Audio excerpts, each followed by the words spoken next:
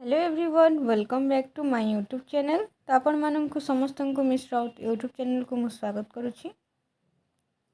तो +3 ओडिया ऑनर्स पिला मानकर जो फर्स्ट सेमिस्टर न्यू सिलेबस हिसाब से तो से आम ऑलरेडी काव्य कवितार संज्ञा स्वरूप आलोचना कर सारी। तो एबे आम जाना काव्य कवितार प्रकार भेद कौन अच्छी कहीं आम संज्ञा स्वरूप ऑलरेडी आलोचना कर सारी। जो मैंने से क्लास कर डिस्क्रिप्शन तार लिंक अच्छी तुम मैंने जाकि देखिपर कौन केमती क्लास होता। ठीक अच्छे। तो एबे आमे जानिबा काव्य कवितार प्रकार भेद। काव्य कवितार प्रकार भेद माने कविता को केते भाग भेद कराई कौन कौन सब रही से विषय डिटेल्स रे जानिबा। कविता को तार विषय वस्तु बा प्रकृति दृष्टि दुई भाग भेद कराई। गोटे हूँ मनमय कविता बा व्यक्तिनिष्ठ कविता, गोटे तन्मय कविता बा वस्तुनिष्ठ कविता। ठीक अच्छे। एटा दुईटा गोटे पॉइंट बहुत इंपोर्टेंट मन रखियो। कविता को दुई भाग भेद कराई कौन कौन। तो गोटे हूँ मनमय कविता आ गोटे हूँ तन्मय कविता जोटा कि व्यक्तिनिष्ठ आ गोटे वस्तुनिष्ठ। व्यक्तिनिष्ठ बा मनमय कवितार अन्य नाम हूँ गीति कविता। देख ये बहुत इंपोर्टेंट तुम मान सर्ट क्वेश्चन हो तुम कि तुम जदि परवर्ती समय जो सीपीटी एंट्रेंस दो बहुत इंपोर्टेंट तुम मान। ठीक अच्छे। प्रथम जानले आम कविता कौन, कवितार संज्ञा जानले, स्वरूप जानले, प्रकार भेद जो जाना से कौन हम ना कवितार प्रकार भेदरे कविता को दी भाग कराई। गोटे मनमय कविता गोटे तन्मय कविता। पुणी मनमय कविता कहले आम व्यक्तिनिष्ठ कविता को बुझा, तन्मय कहले वस्तुनिष्ठ। किंतु यही जो मनमय कविता रही मनमय कवितार अन्य नाम हूँ गीति कविता। तो गीति कविता बा मनमय कविता बा व्यक्तिनिष्ठ कविता आम क्या कहवा देखा। ठीक अच्छे। तो ये तुम मानकर अच्छी मनमय कविता बा गीति कविता बा व्यक्तिनिष्ठ कविता। मनमय कविता बा गीति कविता रे कविर व्यक्तिगत आवेग, अनुभूति, आशा, निराशा, आनंद, निरानंद कलात्मक परिप्रकाश घटी थाए। ये आम व्यक्तिगत यहाँ मैं कहूँ व्यक्तिनिष्ठ कविता बोली। तो जो व्यक्तिनिष्ठ कविता बा मनमय कविता बा गीति कविता आम क्या कहवा जो थे कि गोटे कविर व्यक्तिगत व्यक्तिनिष्ठ कविता जो थे गोटे कविर व्यक्तिगत आवेग, अनुभूति, आशा, निराशा, आनंद, निरानंद ये सबू परिप्रकाश घटी थाए। यह भितर प्रत्यक्ष भाव में आत्मप्रकाश करने कवि सुजोग पाई थाए। केवल भारतीय साहित्य नुहे समग्र विश्व साहित्य गीति कविता द्वारा विपुल भाव परिपुष्ट। किछि पार्थक्य थिबा सत्वे अंतर्निहित गुण और धर्म दृष्टि इंग्राजीर लिरिक को भारतीय गीति कवितार समार्थक शब्द रूपे ग्रहण करा जाए। कारण lyric is a short personal expression of feelings बोली इंग्राजी रे कुहा जाउथुवा बेले कविर हृदयर आवेग अनुभूतिर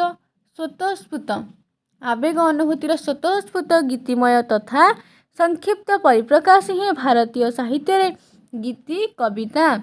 गीतिमयता बा सांगीतिकता, मनमयता, स्वतःस्फूर्तता, संक्षिप्तता जे गीति कवितार मुख्य धर्म यह प्रमाणित हुए यही संज्ञारू। तो ये आम जानले गीति कविता। ठीक अच्छे।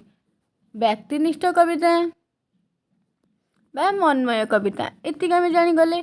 तो व्यक्तिनिष्ठ मनमय यही सब कविता आम क्या कहवा व्यक्तिनिष्ठ हो, मनमय कविता हो बा गीति कविता हो ना जो थे गोटे कविर व्यक्तिगत अनुभूति, आवेग, अनुराग, आनंद, निरानंद कि आशा, निराशा सबू किछि कलात्मक परिप्रकाश घटी था गोटे व्यक्तिर।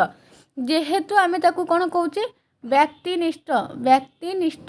तो व्यक्तिनिष्ठ कहला बेलू कौन हम ना से व्यक्तिर तार व्यक्तिगत से जो व्यक्ति बा जड़े कविंकर व्यक्तिगत आवेग, अनुभूति, आशा, निराशा, आनंद, निरानंद सबू किछि जो कलात्मक परिप्रकाश घटी थाए बा ता भितर प्रत्येक भाव में आत्मप्रकाश करने कवि सुजोग पाई थांती। तो सहीटा को आम कौन कहूँ ना मनमय कविता बा व्यक्तिनिष्ठ कविता बा गीति कविता। आउ गोटे तुम मैंने मन रख कि ये जो गीति कविता को इंग्राजी में कौन कहते लिरिक बोली कहते। ठीक अच्छे। तापर कौन अच्छी देखिए भारतीय साहित्य रे गीति कवितार परंपरा बहु प्राचीन। साहित्यर बहुविध विभाग मध्य यह प्राचीनतम। एहार प्रथम निर्देशन मिले वैदिक साहित्य तापर प्राकृत अपभ्रंश दे एहार क्रमिक विकास साधित हुए। तो प्रथमे आम जो गीति कविता ठीक अच्छे ये व्यक्तिनिष्ठ कविता बा मनमय कविता कौटू यहाँ हूँ प्राचीनतम यार प्रथम निर्देशन कौटू मिले ना वैदिक साहित्य तापर वैदिक साहित्य पर प्राकृत अपभ्रंश दे यह गति करें। कालक्रमे प्राकृत और अपभ्रंश साहित्य ओडिया भाषा और साहित्य आत्मप्रकाश करे केतेक स्वतंत्रता सहित। अपभ्रंश गीति कविता चर्या गीति और दोहा ओडिया लिखित साहित्यर आदि निदर्शन। चर्या गीतिका दोहा हूँ आमर ओडिया लिखित साहित्यर आदि निदर्शन ठीक अच्छे। अष्टम नवम शताब्दी ठारू एकादश शताब्दी मध्य एगुड़िकर उद्भव और विकास। यह पूर्वर अर्थात लिखित साहित्य सृष्टि होगा पूर्वर आमर सब कौन थिला ढग ढमाली गीति गीति प्रवचन कांदेणा गीत कृषक गीत दोली गीत ये सब आमर कौन थिला लोक साहित्य बा कथित साहित्य प्रचलन थिला। लोक साहित्य बा कथित साहित्य प्रचलन थिला माने देख आमर जितेबाला लोक साहित्य आसिला ठीक अच्छे। लोक साहित्य मौखिक बोली आम कह पूर्वर केतबेले ना जो लिखित साहित्य आसी नथिला ठीक अच्छे। लोक साहित्य को आम मौखिक साहित्य बोली कहबा कहीं मौखिक साहित्य बोली कहबा ना लोक साहित्य ये मौखिक साहित्य बा कथित साहित्य एटा मुखर मुख को गति करें। गोटे लोक आउ गोटे लोकर मान जो लोक गीत हो कांदना गीत हो से मुखर जो जड़े कही था ताठू शुणिकी आउ जड़े कही था किंतु जो लिखित साहित्य आसला ता पूर्वर ए सब थिला। ता पूर्वर आम लोक साहित्य को मौखिक साहित्य कहते। लोक साहित्य एपरी एक साहित्य जोटा को गोटे व्यक्ति साधारण व्यक्ति अति सहजरे बुझीपार ताको ता मस्तिष्क को खटेया को पड़ी न थाए कहीं जमी कुंजबिहारी दास कहते जो साहित्य विद्वान महान विद्वान मान ठारू आरंभ करी गंड मूर्ख पर्यंत समस्त बुझीपारती ताहले ताको लोक साहित्य कहबा। जदि गंड मूर्ख भी बुझीपारे लोक साहित्य को ताମାନେ सेटा केते सहज होइतबो तमाने निजे भाभी पारथुबो ठीक अछि। तो एठी कुहा जाउची कोन ना लोक साहित्य ये जो लोक साहित्य अच्छी तो लिखित साहित्य सृष्टि होगा पूर्वर आमर सब कौन थिला जो ढग ढमाली कांदना गीत कृषक गीत दोली गीत जेकोन सब गीत हो बा तमनकर गीति प्रवचन ये सब रही। लोकगीत और चर्या साहित्य पर गीति कवितार विकास देखा मिले षोडश शताब्दी पंचसखा साहित्य रे गला चर्या गीतिया कथा कहगला। चर्या गीतिका पर से समय लोक साहित्य थिला। तो ये कहु कौन ना लोक साहित्य लोकगीत जो रही लोक साहित्य और चर्या साहित्य या पर आमर गीति कवितार विकास कौट देखा मिलता षोडश शताब्दी। षोडश शताब्दी कौन आसला पंचदश शताब्दी आमर साल जुग कथा कहूँ। तो षोडश शताब्दी क्या कथा कहना पंचसखा साहित्य कथा कहुच्छी। यही समय ओडिया गीति कवितार एक विधिबद्ध भित्तिभूमि स्थापित होइथिला। तापर कौन अच्छी ना परवर्ती मध्ययुगीय ओडिया साहित्य रे मध्य गीति कवितार अखंड प्राधान्य परिलिखित हुए। स्थूलतः ऊनविंश शताब्दीर मध्यभाग पर्यंत यही गीति कविता ऊनविंश शताब्दीर मध्यभाग पर्यंत यही गीति कविता माध्यम ही प्राचीन और मध्ययुगर कवि माने सेमानकर विविध भाव और अनुभव को रूपायित कर। देख प्रथमे गला आमर प्राक साला जोटा कि चर्या गीत कहला और लोक साहित्य कथा कहला ठीक अच्छे। तापर आमर साला कथा कहगला साला तुम मानकर कौन रही जोटा कि पंचदश शताब्दी कथा कहूँ। तापर पंचदश पर षोडश षोडश आमर कौन आसी ना पंचदश शताब्दी पर षोडश आसी आमर पंचसखा साहित्य कथा। तापर मध्ययुग कथा कहूँ रीतियुग कथा कहुच्छी जो थे कि सही समय ये गीति कवितार रही। तो निम्नलिखित प्रकार प्राचीन ओडिया गीति कवितार विभागीकरण करा जाई पारे। तो प्राचीन ओडिया गीति कवितार केमती कौन विभागीकरण केमती कौन से रही देखा। प्रथम रही संख्या सूचक गीति कविता। संख्या सूचक गीति कविता जो थे कि आम 56 पदिया 50 पदिया 26 पदिया 12 पोई 9 पोई 6 पोई ये सब रही। तापर आमर आसला कौन तापर आमर आसूची वर्ण माला सूचक गीति कविता जो थे कि 16 34 एसबू रोचे। तापर आमर आसूची काल और उत्सव सूचक गीति कविता 12 मासी षड़ ऋतु चंदन गीत रथ गीत मंगल गीत ये सब रोचे। तापर चतुर्थ अच्छी धर्म मूलक गीति कविता जो थे कि भजन जनान स्तुति प्रभात अवकाश मलाश्री ये सब रोचे। तापर 5 आसूची राग और ताल समन्वित गीति कविता जोटा कि चौपदी ठीक अच्छे। तापर कौन रही सब गीति कविता को केमती कौन विभक्तिकरण कराई आख्यान संबलित गीति कविता जो कि श्री पंचमी बोली, बजार बोली, हाट बोली ए सब रही। संदेश संबलित गीति कविता कोइली, चिटाऊ ए सब रही। चिटाऊ कोइली कौन माने कोइली को संबोध कर कहुए ना। तापर चिटाऊ कहले कौन बुझ जोटा कि तुम निज प्रियजन मान पाखक निज प्रियजन मान पाखक जो चिठी आकार कौन सी कविता लिखि था क्षुद्र कविता। ठीक अच्छे निज प्रियजन मान पाखक चिठी जो क्षुद्र कविता रचना करने को जोटा कि चिटाऊ कहुए। कोइली तो तुम जान गोटे संदेश कोइली लो संबोध करके विविध गीति कविता कांदना ढमाली गीत ए सब रही। आसला तुम मनकर कौन ना 19 शताब्दी रे ओडिशा रे इंग्राजी शिक्षार प्रचलन होगा फल यही बहुविध गीति कविता एक प्रकार अचल हो पड़ी। कौ समय जो 19 शताब्दी जितेबाला देख ताने 19 शताब्दी आमर रीति जुग पर्यंत गीति कविता ठीक ठाक थिला। जितेबाला 19 शताब्दी रे ओडिशा रे इंग्राजी शिक्षार प्रचलन है से समय आमर गीति कवितार एक प्रकार गीति कविता कौन है गोटे प्रकार अचल हो पड़ी।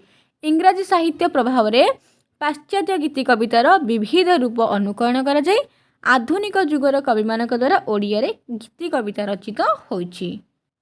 तो जो आधुनिक जुग आसीगला से समय कौन है ना आमर पूर्वर जो गीति कविता आधुनिक जुग आसला आधुनिक साहित्य आसला आमर बहुत सारा चेंजेस होती कहवा ता पूर्वर माने रीति जुग जो मध्य जुग बा अलंकारिक जुग जोड़ा कहूँ से समय कविता गुड़िक केमती कि परवर्ती मुहूर्त में आधुनिक साहित्य पर आम कविता गुड़िक केमती रही बहुत चेंजेस अच्छे।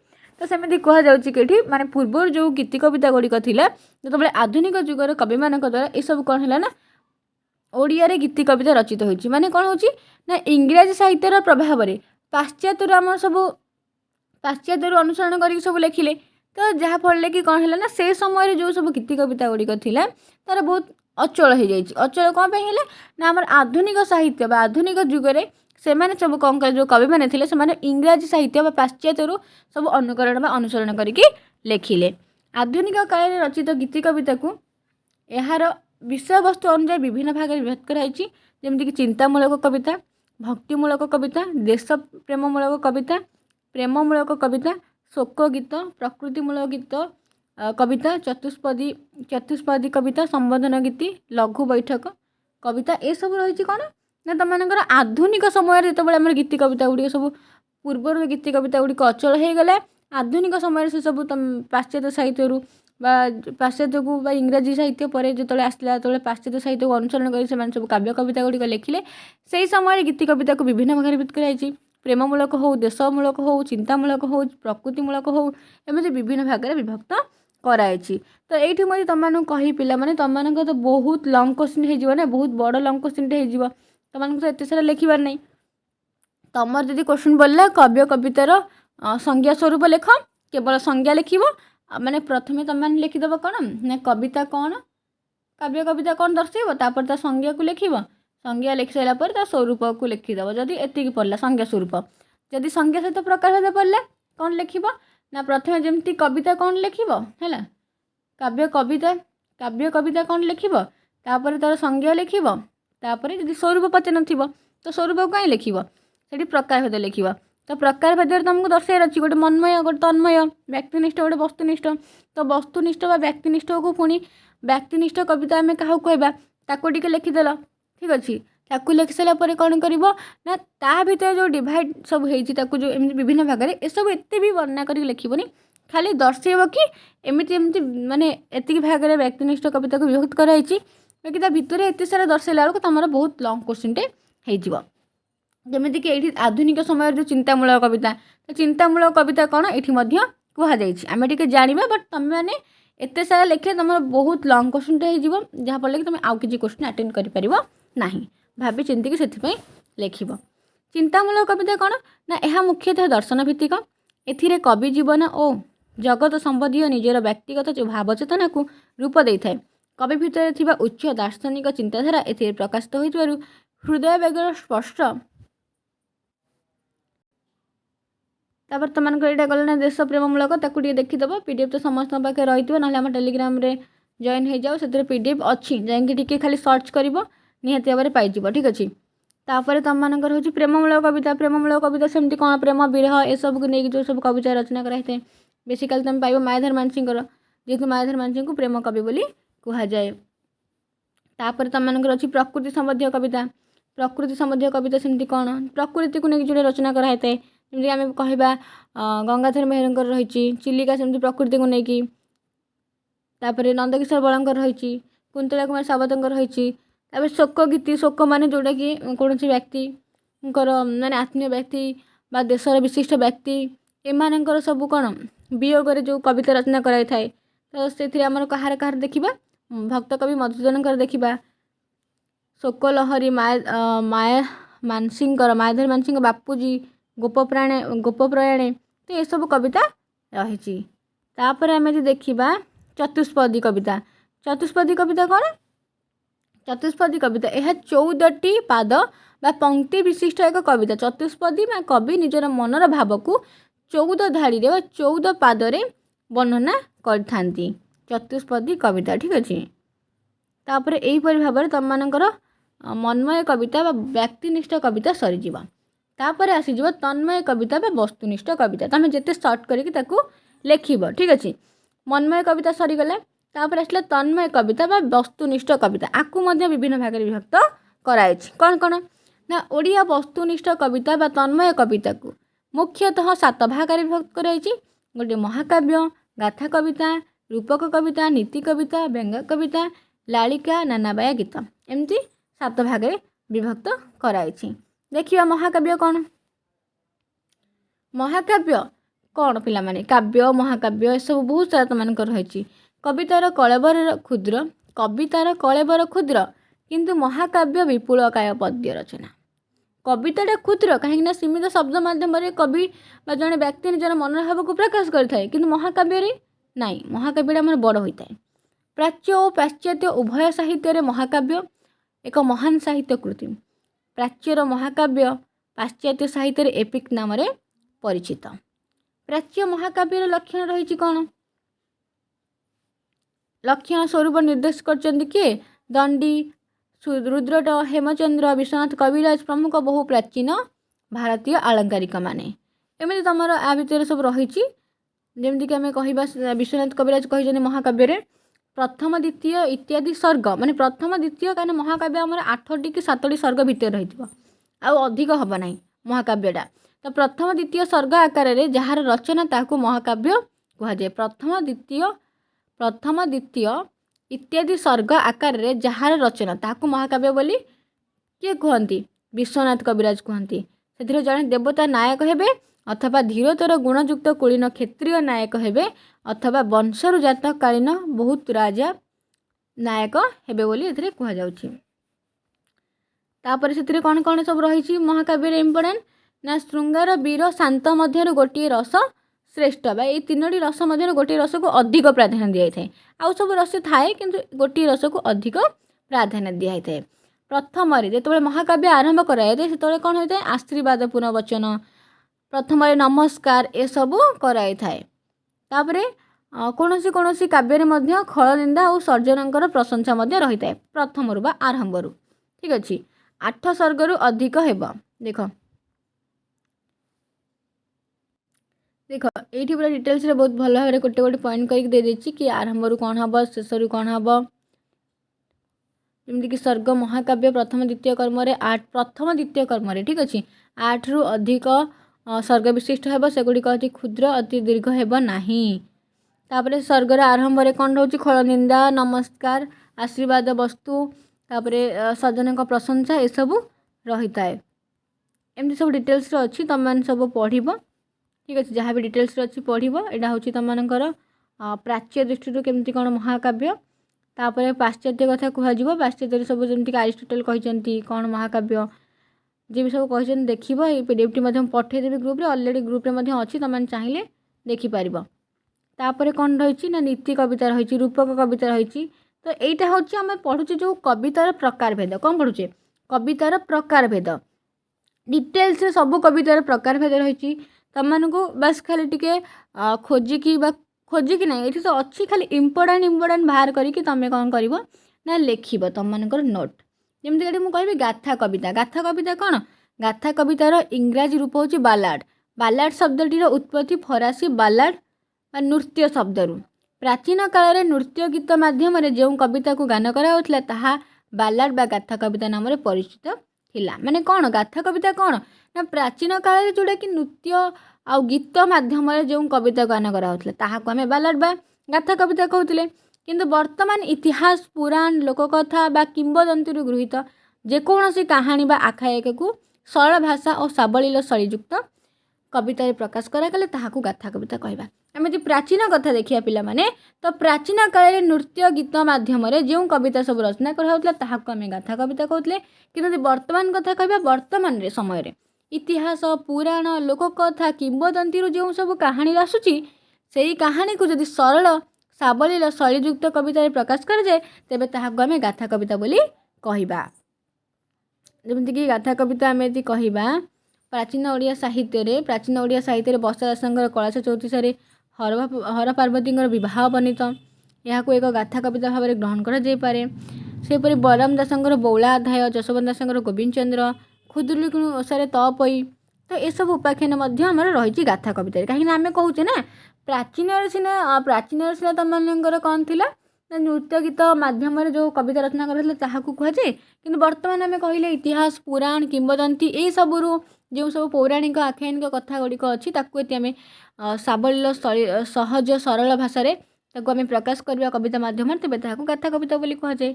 सेमती रूपक कविता कौन ताकू टिके दर्शेब। रूपक कविता कौन ग्रीक भाषा रूपक बा एल्जोरी शब्द तात्पर्य होची जहाँ प्रकृत अर्थ बा आविधानिक अर्थ प्रकाश न करी एक भिन्न अर्थ प्रकाश करे। देख रूपक तुम रूपक अलंकार जान जोटा कि प्रकृत अर्थ प्रकाश न करी कौन होता है ना एक भिन्न अर्थ प्रकाश करता है रूपक कविता बोली कहुए। कौन केमती रूपक कविता रही जमीक राधामोहन गणनायक माटी एक सार्थक रूपक कविता ज्ञानेन्द्र वर्मा हिरण्यकश्यप ये सब रूपक कविता। सेमती नीति कविता कौन नीति कथा जो रही कौन से उपदेश दि जाऊ नीति कविता कहुए। एमती बहुत सारा रही तुम मैंने लिख कवितार तापर आहरी अच्छी व्यंग कविता। व्यंग कविता क्या कहुए जोटा कि इंग्राजी साटायर इंग्राजी व्यंग कविता को कहुए साटायर। इंग्राजी साटायर मूल अर्थ है अनपोलिश्ड वर्ड्स बा अमार्जित कविता ठीक अच्छे। तो ये कौन ना यह बुझा दोष दुर्बलता को विद्रूप कर रचित कविता को माने जो व्यंग कविता कौन जनकर दोष दुर्बलता को जहाँ भी जड़े दोष कर दुर्बलता रही सेटा को विद्रूप कर जो कविता लिखा जाए ताहाकू व्यंग कविता बोली कह जाए। तापर लालिका रही लालिका कौन ठीक अच्छे। तापर नाना बाया गीत अच्छी जान नाना बाया गीत कहले अर्थहीन कविता को बुझाए जो थी कि नर्सरी राइम बोली आम जो कहूचे पिला मानू शुआइबा खुआइबा ये सब जो सब गीत गुड़िक बोला जाए ठीक अच्छे। तापर आसीज तुम मानकर ओडिया काव्यर प्रकार भेद। ओडिया काव्यर जो प्रकार भेद आसो से तुम मानकर कौन रही खाली कहीदे पौराणिक काल्पनिक ऐतिहासिक अनुदित। पौराणिक काव्य आम क्या कहवा काल्पनिक काव्य आम क्या कहवा ऐतिहासिक काव्य क्या कहवा तापर तुम मैंने जान ठीक अच्छे। नेक्स्ट क्लास रे आम भल भाव में पढ़ा ओडिया काव्यर प्रकार भेद कौन। ओडिया काव्यर प्रकार भेद आम पढ़ते कौन आम ए जो क्लास कले देख आम जो पढ़ले भी काव्य कवितार प्रकार भेद तापर अच्छी ओडिया काव्यर प्रकार भेद रही आम नेक्स्ट क्लास रे पढ़ा ठीक अच्छे।